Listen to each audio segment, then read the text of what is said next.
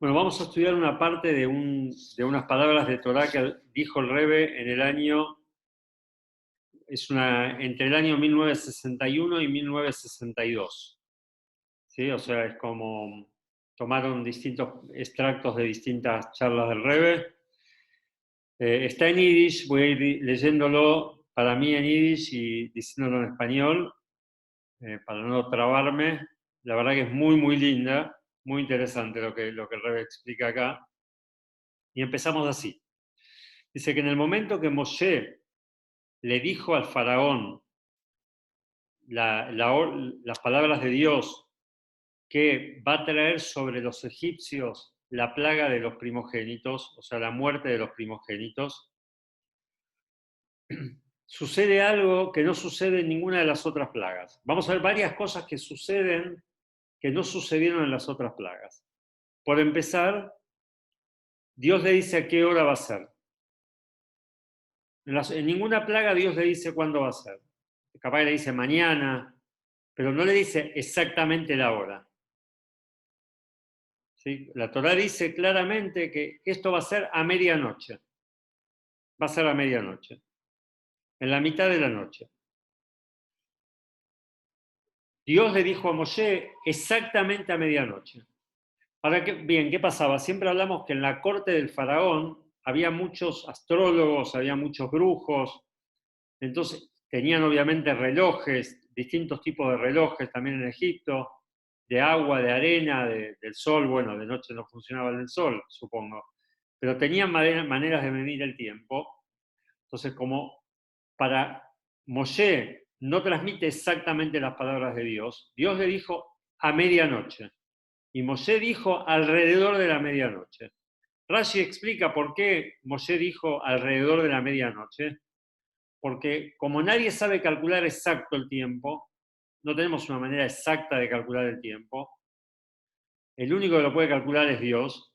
Entonces, si ellos iban a ver en su cálculo que la plaga fue un minuto antes, un minuto después, segundos antes, segundos después de lo que para ellos era la medianoche, ya iban a empezar a decir que la plaga no vino por Dios, sino que fue otro el motivo. Entonces, como que para que no entren en todo eso, Moshe le dijo alrededor de la medianoche. ¿No? Pero Dios le dijo a la medianoche. Es el único que puede saber exactamente cuándo es la medianoche. Entonces, para que los egipcios no se confundan, Moshe les dijo alrededor de la medianoche. Hay algo que no se entiende, dice el Rebbe. O sea, varias cosas vamos a ver que no se entienden. ¿Para qué tuvo que decirle la hora? O sea, si vemos que en ninguna de las otras plagas Dios le dijo el horario de la plaga. Le dijo que va a venir una plaga. Pero ¿por qué en esta en particular les dijo la hora de la plaga?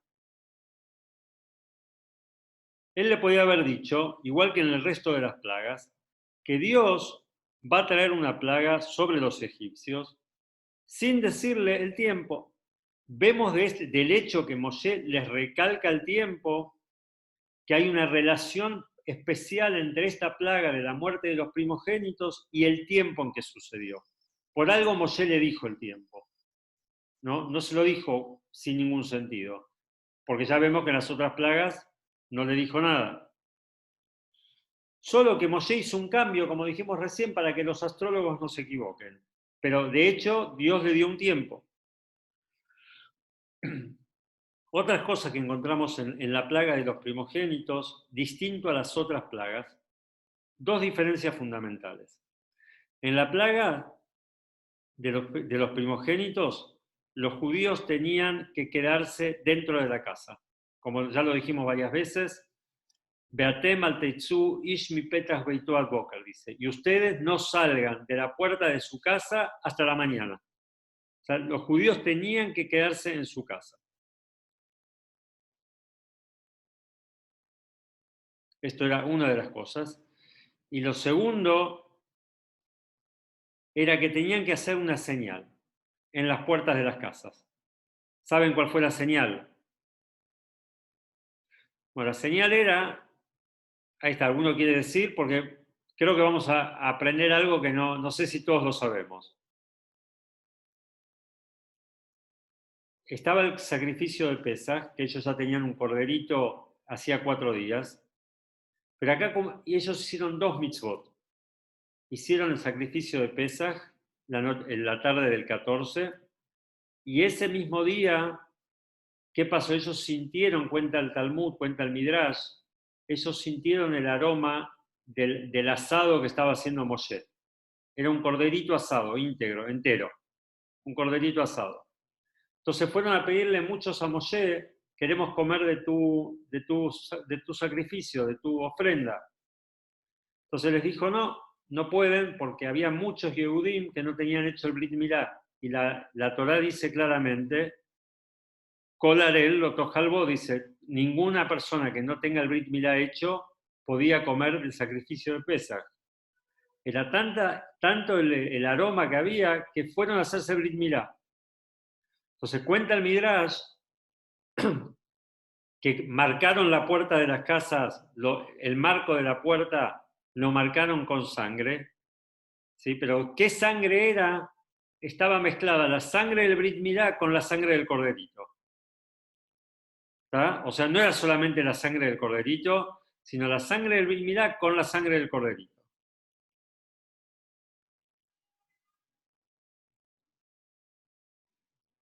Lo interesante es que uno siempre piensa, no sé si esto lo saben todos, uno siempre piensa que ¿dónde estaba la marca de la sangre?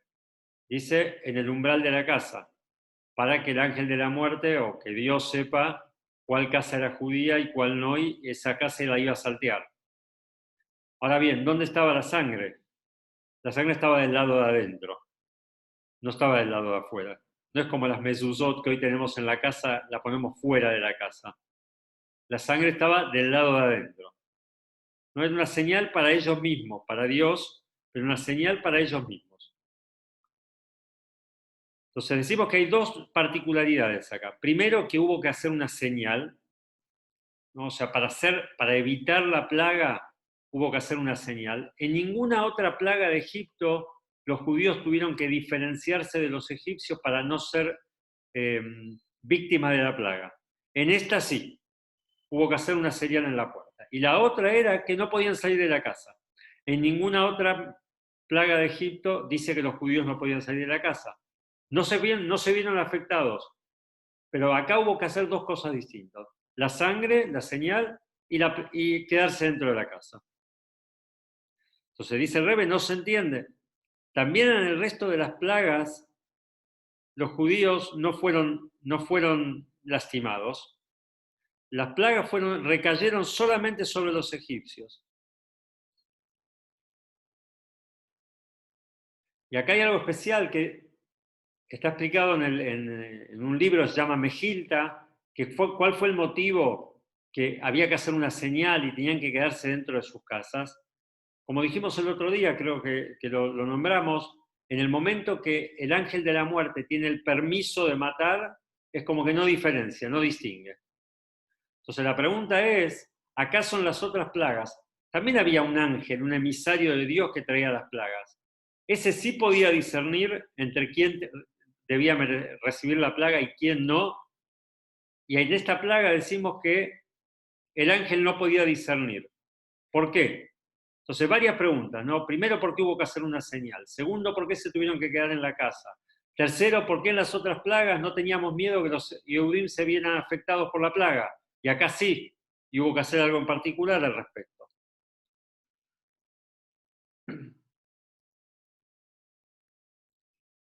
Bueno, ¿se entiende hasta acá las preguntas, las diferencias entre las otras plagas y esta? El Rebbe empieza a explicar la diferencia que hay entre las otras plagas y estas. En el resto de las plagas, el emisario que Dios mandó no tenía poder absoluto, o sea, no tenía tenía poder de discernimiento. No era alguien que lo mandaste a hacer algo y no podía discernir a quién le aplicaba la pena o a quién no.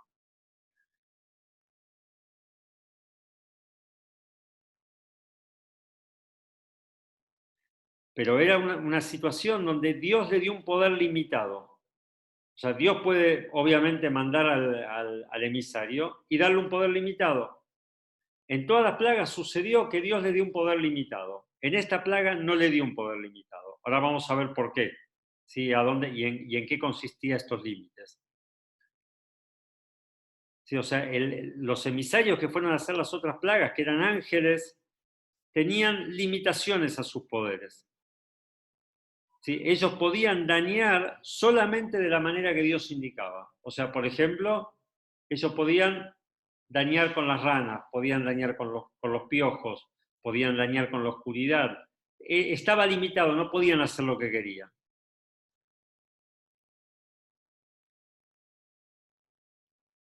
Pero en la plaga de los primogénitos dice, cuando Dios manda al ángel de la muerte a matar a los primogénitos, Él no le da especificaciones cómo tenés que matarlos. Si de un ataque al corazón, si de asfixia. No lo limita, dice, andá y matá a los primogénitos. O sea, podía hacer lo que Él quisiera con los primogénitos. Esta fue la orden de Dios, ¿sí? O sea, como que en esta plaga Dios le dio vía libre, le soltó la cadena al ángel de la muerte. Una diferencia más profunda, dice. ¿Cuál es la diferencia entre las primeras plagas y la última plaga? Con respecto a las primeras plagas no eran para castigar, sino eran para encauzar al pueblo egipcio. ¿Por qué? No eran para castigar, no era solamente el mero castigo, sino era para educar al pueblo egipcio. Como dice Dios, como dice la Torá, para que sepan que Ani Hashem, para que sepan que yo soy Dios, así dice un versículo. ¿Sí? En varios versículos dice, Bezot Teidá, de esta manera vas a saber que hay un Dios, Leman Teidá, para que sepas que hay un Dios, Baabur Teidá, también otro lenguaje, para que sepas que hay un Dios. O sea, ¿qué significa?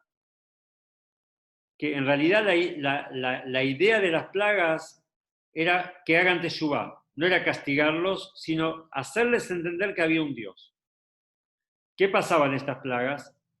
El ángel iba con la orden, el ejecutor de la orden iba con la orden de castigar a aquel que no creía en Dios. Los Yehudim creían en Dios. Los Yehudim creían en Dios. Entonces él dijo, bueno, estos creen en Dios, a estos no los toco. ¿Por qué no tenían que protegerse? ¿Por qué no tenían que cuidarse y quedarse en la casa? Porque el encargado de ejecutar la orden de Dios, él iba a darse cuenta, bueno, estos creen en Dios, no aplico la pena acá.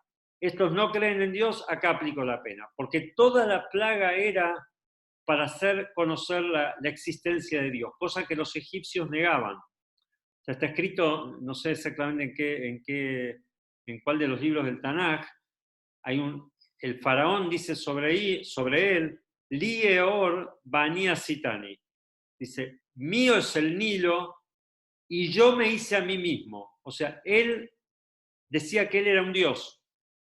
O sea, como que los egipcios creían que el faraón era un dios, creían en sus otros dioses, pero no reconocían la existencia de Dios.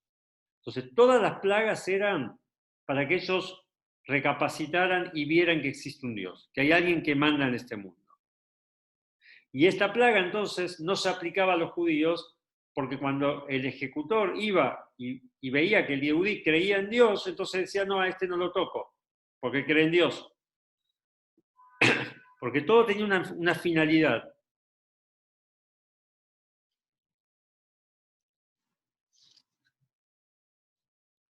Y en esto se diferencian las primeras 9 plagas de la 10ª plaga.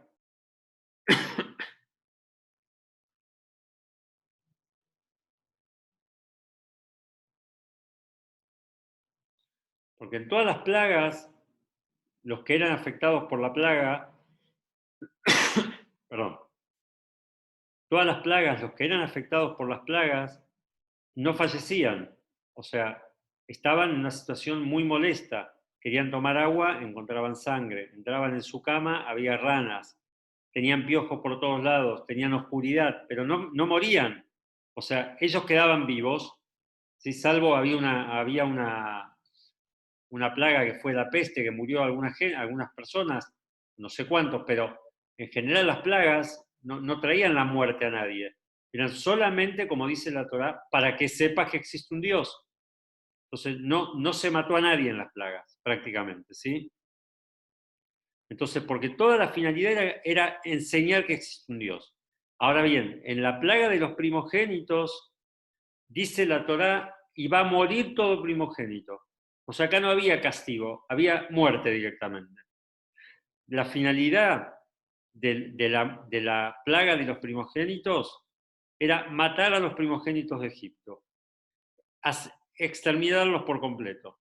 Y no para que ellos, a través de ellos, o ellos sepan que Dios existe. Entonces, por eso dice que había que frenar acá al ángel de la muerte. Lo voy a decir un poquito de afuera para no trabarme acá. Acá había una situación así. Dios manda en las otras plagas a educar al pueblo egipcio. No los mata, los manda para que sepan que existe Dios.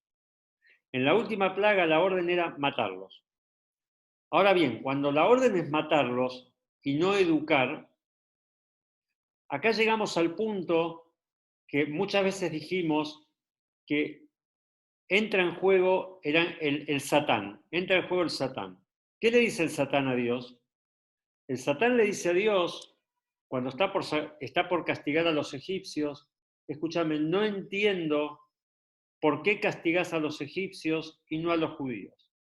Recién acabamos de decir que los judíos creían en Dios, pero hay maneras de creer en Dios. Hay maneras de creer en Dios. Está el idólatra absoluto y que no tiene ninguna fe en un Dios superior, cree en sus ídolos. Después está el idólatra que cree en sus ídolos, pero cree que hay un poder superior, que es Dios, que le delegó el poder a sus ídolos. ¿Estamos? O sea, hay dos tipos de idólatras. Está el idólatra que cree únicamente en los ídolos y que Dios no existe. Y está el idólatra que cree en sus ídolos y que sabe que Dios existe. Pero que Dios delegó el poder en los astros o en determinados ídolos para manejar el mundo. ¿No? Como que le encargó a alguien el manejo del mundo. Ahora bien, ya dijimos varias veces que cuando viene el Satán y le dice a Dios, ¿por qué vas a salvar a los judíos y a matar a los egipcios si tanto unos como otros son idólatras? Tanto uno como otros son idólatras. Esta fue una charla que tuvo el diablo con Dios. Entonces, ¿por qué vas a salvar a los judíos? La diferencia fundamental que había entre unos y otros eran que los egipcios eran solamente idólatras y los judíos, como acabamos de decir, no necesitaban saber que existía Dios. Eran idólatras para hacerlo algo más palpable para nosotros. Hoy siempre se dice que la idolatría que nosotros podemos tener es con un montón de cosas culturales, ¿sí? Podemos tener idolatría por el dinero, podemos tener idolatría por el fútbol, podemos tener idolatría por el cine, por un montón de cosas que tienen que ver con la cultura y que es considerado como idolatría. ¿No? Como que uno lo pone como por encima de todo, pero sabe que hay un Dios. ¿Estamos? ¿Se entiende la diferencia entre lo que es un idólatra? Porque digo un ejemplo que nos puede tocar a nosotros, porque nosotros no entendemos, ¿sí? Así está escrito en el Talmud, en realidad no entendemos cómo es posible que un ser humano racional idolatre a un ídolo, a una estatua, o idolatre al sol, o idolatre a la luna, ¿sí? Entonces, está escrito en el Talmud que todo ese instinto del mal que hacía que la gente adorara ídolos, eso fue eliminado por los sabios. En el momento de la época del Talmud, los sabios pidieron que ese Yetzer Hará, ese instinto del mal, exterminarlo. Por eso hoy no es común encontrar un idólatra 100% idólatra. O sea, la mayoría del mundo, ¿sí? Por lo menos de las culturas que conocemos, la mayoría creen en un Dios. Sí, puede ser que tienen imágenes, puede ser un montón de cosas, pero hoy medio como que no se concibe el tema de la idolatría. Antes era moneda corriente, ¿no? En un momento desapareció eso. El Talmud explica que los jajamim, los sabios, le pidieron a Dios exterminar ese Yetzer Hara, exterminar ese instinto del mal. Entonces, lo que estamos diciendo concretamente es que ¿por qué hubo que, hacer señales en el momento de la plaga de los primogénitos? En el momento de la plaga de los primogénitos, como que el ángel que salió a matar a los primogénitos tenía un motivo para matar a los Yehudim también, porque estos eran idólatras y los otros eran idólatras. ¿Qué dijimos en las primeras 9? Las primeras 9 eran para que todo el mundo sepa que Dios existe, entonces no había que aplicarle la pena al Yehudí, porque el Yehudí sabía que Dios existe. Llegás al tema de la idolatría, ahí eran todos idólatras. La diferencia era que unos creían en Dios también, y los otros no creían en Dios. Pero si el punto de por qué eliminarlos es porque eran idólatras, todos merecían morir en ese momento, o la gran mayoría. Eso es lo que significa que le soltaron la cadena al ángel de la muerte. Le dijeron, mira, vos matá a los idólatras. Al matar a los idólatras, ahí caían en la volteada los Yehudim también. ¿Se entiende la diferencia entre las primeras 9 y esta? ¿Estamos hasta ahí? Según esto vamos a tratar de entender un poquito. Sí, Adrián, perdón, ¿querías decir algo o me pareció? No, bueno. Ahora bien, se plantea la pregunta, está escrito en la Torá, y ya lo estudiamos los otros días, que ¿quién sacó al pueblo judío de Egipto? Dice, no lo sacó ni un ángel, no lo sacó ni un serafín, no lo sacó ni un emisario de Dios, sino que Dios mismo lo sacó. Y con respecto a la plaga de los primogénitos, dice, Beabartí, Beretz Mitzrayim, Beikeiti kol bejor, Esesh Fatim ani Hashem. Lo extraño de todo esto que estamos explicando es que la Torá dice claramente que quién va a llevar a cabo digamos, la ejecución de los primogénitos egipcios, Dios en persona, Dios mismo. Entonces, ¿cómo es esto? Por un lado decimos que Él dio órdenes a alguien para que lo haga y que Él no podía discernir entre el tzadik y el rasha, y el malvado. Y por otro lado decimos que Dios lo hace. Entonces el punto es este, en realidad Dios lo hizo, pero lo que dijimos recién, el Satán tenía argumentos para ir a pelear con Dios y decirle, escúchame, ¿por qué vas a matar a los egipcios solamente? Podés matar a los Yehudín también. Y entonces sobre esto es lo que viene Moshe a decirle, por eso viene Dios a decirle a Moshe, transmitirle al faraón la respuesta a esta pregunta. O sea, la pregunta que me está haciendo el Satán, el problema que el Satán tiene, que yo debería matar a todos, la respuesta es Bajatzot Laila. ¿Cuál es la respuesta? Esto va a suceder en la medianoche. Escuchen lo que dice el Rebbe. Muy interesante lo que dice. Esto va a suceder en la medianoche. Con eso erradica la pregunta del Satán. El Satán tenía una queja. Estos son idólatras y los otros son idólatras. Dios que le dice, esto va a suceder Bajatzot Laila, en la mitad de la noche. Ahora pregunto acá para ver si podemos analizarlo. Cuando vos decís que tenés el mediodía, la medianoche o las 9:30, ese instante de las 9:30, la hora se divide en dos mitades, la noche se divide en dos mitades. Está escrito que la primera parte de la noche existen las fuerzas de la Geburá, del rigor de Dios. Por eso es como que la naturaleza es que la noche va oscureciendo y cada vez se pone más oscuro, como que tiene que ver con la sefirá, se llama así, con el nivel cabalístico del rigor, de la Geburá. La segunda mitad de la noche tiene que ver con el Gesed, con la bondad. ¿Por qué? Porque de a poquito va aclarando, ¿no? La primera mitad de la noche es la Geburá, el rigor.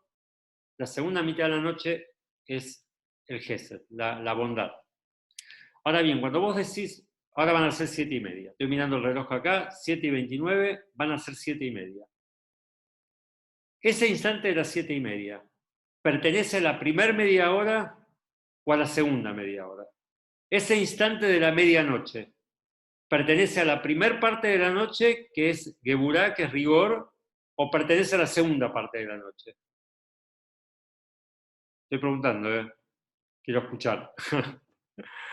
Dale, Víctor.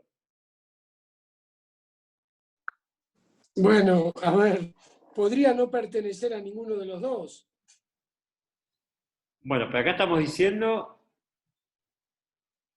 pero ¿cómo haces para que no pertenezca a ninguno de los dos? O sea, las 12 de la noche, ¿son 12 p.m. o 12 a.m.? Para mí, Joel, o sea, una opción es lo que dijo Víctor, que es tierra de nadie, como diciendo, y la otra es mitad de vaso lleno, mitad de vaso vacío, no sé. Claro, pero Dios le dice en ese instante de la medianoche, bueno, a ver, Alberto, sigamos. No, yo digo que es fijar un punto fijo. O sea, no es ni para acá ni para allá, es un punto fijo inamovible. Bueno, yo creo que Alberto está en la senda, pero vamos a ver cómo sucede eso. Vamos a ver cómo sucede eso, porque el tiempo no se detiene, supuestamente. El tiempo sigue andando. Entonces, esa medianoche, ¿cuál es ese punto? Porque no existe, o sea, o estás de este lado o estás del otro lado. No existe estar en el medio. Ese instante, o sea, las 12:00:00, no sé, ¿es el último instante del día anterior o es el primer instante del día que viene? Yo creo que tiene una identidad propia. Es decir, justamente por no pertenecer ni al anterior ni al posterior. O sea, tal vez haya querido fijar como una marca indeleble que va a ser precisamente en ese instante. Pero bueno, pero ¿cómo lo explicás lógicamente? A ver, Jorge, dale. No, para mí es el comienzo de la segunda parte. O sea, a las 12 empieza el otro día. Entonces no es el medio, pues ya es la otra mañana, ya es la otra mitad. Claro. 0:59 era el día anterior. A las 12 ya es el nuevo día. Claro, ¿y cuál es el punto que es la medianoche exactamente? O sea, a las 12. esa medianoche, vamos de vuelta, esa medianoche, ese instante, o pertenece acá o pertenece allá, no es exactamente la mitad. Igual las 12 p.m. no es la mitad de la noche, ¿eh? No, está bien, yo puse ese ejemplo. Está bien. Ah, está bien. No, puse ese ejemplo para no marearnos. Las 12 p.m. sería la mitad de la noche cuando amanece a las 6 y oscurece a las 6. Amanece a las 6 de la mañana y oscurece a las 6 de la mañana. Pero bueno, es para no marearnos un poco más. Bueno, voy a tener una opinión que tiene un poquito que ver con lo que dice Alberto. El tema que yo le pregunté a Alberto, y te lo pregunto de vuelta a ver si me lo respondes, es un instante que no es de acá ni de allá, pero ¿cómo existe ese momento? La respuesta la trae la Mejilta, o sea, la Mejilta, que son los sabios del Talmud, trae esta respuesta. Hay dos opiniones. La verdad que una no la entendí bien, así que ni la voy a tirar, porque si no me voy a meter en problemas. No, bueno, ¿qué quiere? ¿Que me meta en problemas? No, una no la entendí bien. Trato de no meterme en problemas. Ahora, si me meto, me meto. Una de las cosas que dice la Mejilta es que Dios frenó el tiempo. Dios frenó el tiempo. Terminó el día, solamente Él lo puede hacer. Terminó este día antes de las 12 p.m., se paró el reloj, o sea, si alguien miraba el reloj no andaba, por más reloj moderno que tuviese, no andaba, y se frenó el tiempo. ¿Cuánto duró? Si fue un instante, si fueron segundos, si fueron minutos, no lo sabe la Mejilta. La opinión es que se frenó el tiempo. Puede haber sido un segundo. O sea, Dios más que eso no necesita. Puede haber sido una milésima de segundo. Pero lo que sea es que el tiempo se frenó en ese momento. ¿Y cuál es el mensaje? ¿Cuál es el mensaje que le quieren dar al faraón? ¿Cuál era la primera pregunta que hicimos? La primera pregunta que hicimos, ¿cuál era el sentido de decirle al faraón esto va a suceder a la medianoche. O sea, ¿para qué? Si no lo vemos en ningún lado. Dale, Adrián. Te apagué, ¿eh? Prendete. Creo que vos lo habías dicho antes, para que no digan que eran otros dioses ni nada, para que crean que fue acción de Hashem. Eso Claro, es lo que vos... exactamente. Bueno, pero justamente eso mismo hay que entenderlo. O sea, ¿qué le quiso transmitir? O sea, le quiso transmitir que acá existe un Dios, pero le quiso transmitir aparte lo siguiente. Le quiso responder al Satán. ¿Qué dijo el Satán? Estos son idólatras, los egipcios, y los judíos también son idólatras. Por lo tanto, ambos merecerían morir acá. Si es por eso que deben morir, ambos merecerían morir. Viene Dios y le dice, Bajatzot Laila. Esto va a suceder a la medianoche. ¿Qué es la medianoche? La medianoche es un punto que vos no lo podés captar. No como ningún instante, obviamente. Vos decís, bueno, 9:30. Ese 9:30 pertenece a la primera media hora, pertenece a la segunda media hora, ese instante. O sea, acá estamos hablando de la medianoche, pero esto sucede con todos el tiempo, digamos. El tiempo vos no lo podés agarrar. Por eso siempre se habla que es algo que no vuelve, ¿no? El tiempo no vuelve, no podés recuperarlo. Pasó y pasó. Lo que Hashem le quiso decir es que tenemos la primera mitad de la noche, como dijimos antes, que es la Gebura, el rigor. Tenemos la segunda mitad de la noche, que es el Gesed, que es la bondad. Si vamos a medir por méritos, por meritocracia, es verdad, tenés razón, le tendría que haber dicho Dios al Satán. Estos deberían morir igual que estos.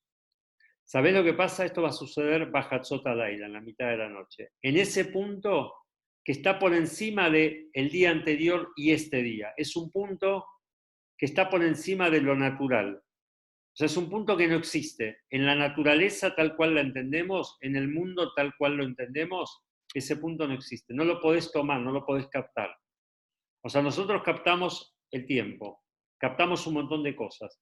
Todas cosas que estén a nuestro alcance. El concepto de que exista el punto de la medianoche, eso es inalcanzable para nosotros. No podés calcularlo. No hay manera, no hay una manera de tomarlo. Ese es un punto que está por encima de lo natural.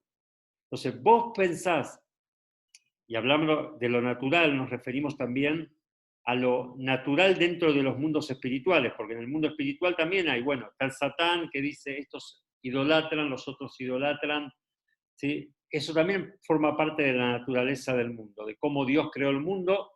Incluso los mundos espirituales tienen su naturaleza, su manera de comportarse. Ahora, el lugar de donde viene la salvación del pueblo judío tiene que ver con lo sobrenatural. Y lo sobrenatural tiene que ver con el amor incondicional de Dios con el pueblo judío. O sea, ¿de dónde viene ese amor incondicional? Si yo voy a medir los méritos, puede ser que vos, Satán, tenés razón. ¿Sí? Si yo voy a medir los méritos, puede ser que vos, Satán, tenés razón. Ahora, si yo mido por otras cosas, por otras varas de medida, y que siempre lo decimos, que muchos de nuestros méritos y de lo que nosotros recibimos como pueblo es por los méritos de nuestros patriarcas. O sea, si voy más allá de la naturaleza del mundo, ahí, digamos, como que no existe, no podés comparar uno con otro. ¿Por qué no podés comparar? ¿Qué hicieron los judíos para merecer ese trato? ¿Qué hicieron los judíos para merecer ese trato? Dos cosas. Primero, sacrificaron al ídolo de Egipto, que era su propio ídolo, porque ellos también lo idolatraban. Ellos idolatraban al animalito al cordero, lo idolatraban igual que los egipcios. Segundo, se hicieron el Brit Milá. ¿Qué significa el Brit Milá? El Brit Milá, por lo general, no en este caso, pero por lo general, te muestra la relación incondicional del judío con Dios. Porque a diferencia de los árabes, por ejemplo, o a diferencia que se hace Brit Milá, gente a la mayoría de edad por motivos médicos o por lo que sea, ellos lo hacen sabiendo lo que están haciendo. Ahora, cuando el Yehudí hace Brit Milá a los 8 días, al chico nadie le pregunta. ¿No? Es una relación que va más allá de lo racional. Tanto el Brit Milá como el sacrificar a sus propios ídolos para hacer un sacrificio para Hashem. Entonces, como ellos hicieron algo irracional, algo fuera de lo normal, algo fuera del mundo, de la naturaleza de ellos, yo me porto con ellos de Bajatzot Laila, de la medianoche, de ese momento que vos no lo podés captar, que está por encima del mundo, porque mi amor con el Yehudí está por encima de la naturaleza. Eso fue lo que dijo. No le quiso decir la hora, le quiso decir de dónde viene esto, que ellos van a ser salvados y los egipcios no. De ese punto que está por encima de lo natural. Bueno, esto se va a cortar. Víctor, dale. No, vuelvo a algo, no te quiero. Esa es la explicación que vos dijiste que entendés. Y vos dijiste también que hay otra que no se entiende mucho, ¿no? Pero No, yo no ¿hay la otra? entendí. Sí, yo no la entendí. No, está bien, quiero saber si hay respecto, otra. con respecto al tiempo. Después la busco y capaz que la mando en un audio. Pero no hace No, la no cosa. quiero O sea, perdón, no te hace quiero la molestar. cosa que estamos. Igual no hace la cosa que estamos hablando.